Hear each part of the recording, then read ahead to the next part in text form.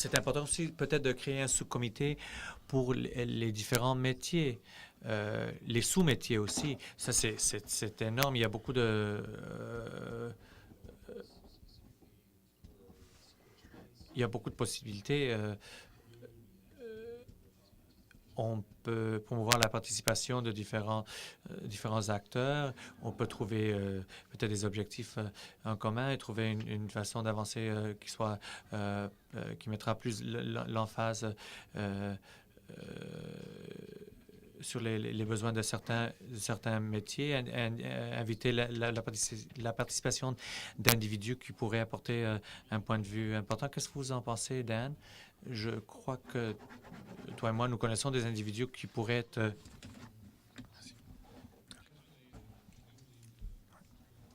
Oui, oui, je pense que la création de ce comité pourrait être très utile.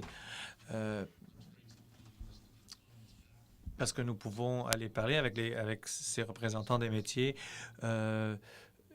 pour, pour savoir qu'est-ce qu'ils en pensent. C'est plus facile s'il y a un sous-comité qui est chargé spécifiquement de ces tâches-là. Et moi, je me suis dit que toute la question légale demanderait peut-être la création d'un sous-comité qui s'adresse à ces questions. Bien sûr, on pourrait créer des centaines de comités. Il y a les technologies émergentes, les nouvelles technologies. C'est excellent, mais il faut se souvenir qu'on est tout petit comme organisme. Il y a des questions logistiques énormes dans la création de nouveaux sous-comités. Oui, bien sûr, on pourrait créer énormément de comités et de sous-comités, mais ce qui serait intéressant, ce serait d'identifier les domaines de façon où nous créons une liste des endroits ou des forums où ces différents domaines peuvent interagir entre eux, échanger les idées. Par exemple, il y a un membre de notre CA, M. Brownlee, qui pourrait peut-être être celui qui facilite cet échange d'idées, parce que je crois que il y a toujours le risque de créer énormément de sous-comités et cela, ça bâtit des murs au lieu de les démolir et de faciliter cette communication entre tous. Donc, il faudrait en débattre davantage. C'est une des choses qu'on voulait discuter ici aujourd'hui. On voulait savoir qu'est-ce que vous en pensez. Nous avons tous participé à des conseils, à des groupes, à des agences, à des organismes qui ont adopté des structures très traditionnelles. Mais comment est-ce que nous devons structurer? Quelles sont vos idées par rapport à comment structurer cet organisme, ce conseil-là? Quelle est votre feuille de route pour les prochaines semaines, les prochains mois, les prochaines années? Si on considère que c'est un processus de découverte, nous sommes tous en train de découvrir un nouveau monde. On est tous comme Christophe Colomb, la découverte d'un nouveau monde. Nous voulons prendre des risques, donc il faut savoir qu'est-ce qu'ils en pensent, les membres, comment aller de l'avant avec ces questions et ces défis.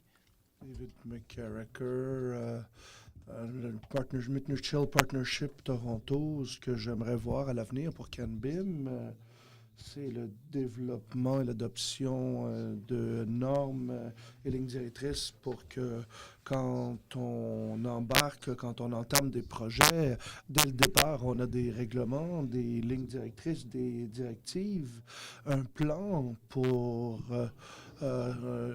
qu'on puisse se référer et pas obligé d'avoir des règlements coulés dans le béton, mais au moins un guide de référence des meilleures pratiques pour que quand on arrive à des questions de conflits, qui est responsable de la résolution de conflits et de ces enjeux. Je peux vous donner une liste d'exemples, mais bon, détecter les conflits, les problèmes durant l'étape de la conception, le consultant serait la personne responsable de l'identification du contretemps, des problèmes potentiels et il faut régler ce problème entre différentes disciplines. Ce processus est un peu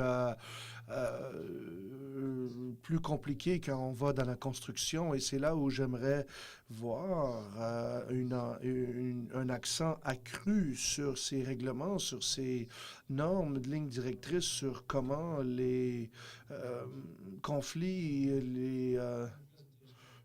les contretemps sont réglés sur le terrain avant que ça ne devienne pire. Alors, je peux vous montrer un peu ce qu'on fait de notre côté. Vous parlez un peu d'être sur le pont du Santa Maria, de découvrir le Nouveau Monde, mais je pense qu'on vient de dépasser l'horizon et qu'on est tombé de l'autre côté. Et les accusations et ce genre de choses, de pointer toujours l'autre, je veux pas retomber là-dedans et c'est là où je vois que CanBIM peut avoir un impact pour qu'on puisse avoir ce document et ces lignes directrices auxquelles on se réfère tous au niveau d'une recette, comment faire pour régler les problèmes, les conflits potentiels à l'avenir. Je pense que c'est très similaire aux défis que l'on a eus. De notre côté, on travaille sur différents projets à travers le pays et différents propriétaires qui sont au courant de BIM et les bénéfices qu'on apporte à leur projet. Ils veulent voir les systèmes et les technologies utilisées à travers le projet et que c'est vraiment quelque chose de difficile à demander, en fait, parce qu'il n'y a pas de normes communes dans l'industrie et ce sont les étapes que l'on pense que vous devriez prendre. Ce sont des lignes directrices.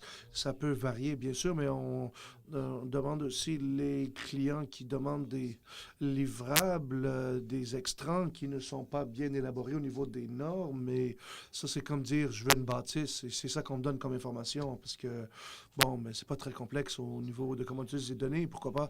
Mais je suis en accord vraiment qu'on devrait avoir une norme commune ou des procédures ou un plan des meilleures pratiques, un document comme ça qui CanBIM peut prendre le protocole sur lequel vous travaillez et que ça pourrait remplir le besoin, mais en fait compte d'avoir des extrants au niveau des spécifications, un modèle avec des données communes de structure de données communes pour que quand un client dit on veut une modélisation pour la gestion des infrastructures, que ça représente les conditions telles qu'ils existent sur le terrain après la construction et on peut utiliser ces données et les mettre dans un système et d'avoir une approche commune au niveau de l'évaluation, au niveau de l'élaboration d'un document commun et ça nous aide au niveau d'entrepreneur général quand on travaille et qu'on voit les normes et donc au niveau du temps aussi, pour allouer certaines ressources pour pouvoir gérer les attentes, les lignes directrices, les lignes de temps et tout ça. Et au niveau du processus de coordination aussi, je ne pense pas que c'est quelque chose qui arrive par hasard. Je pense que comme conseil, on peut diriger et être le champion du développement d'une partie de ces documents et une partie de documents auxquels l'industrie peut se référer parce que si vous pensez à une équipe, c'est vraiment ce qu'on est dans le groupe et différentes facettes d'un processus qui travaille de concert pour fournir un produit spécifique à un client. Avec les commentaires de Dave, à partir de ça, et NBINS et les normes ISO sont vraiment le pourquoi et le quoi.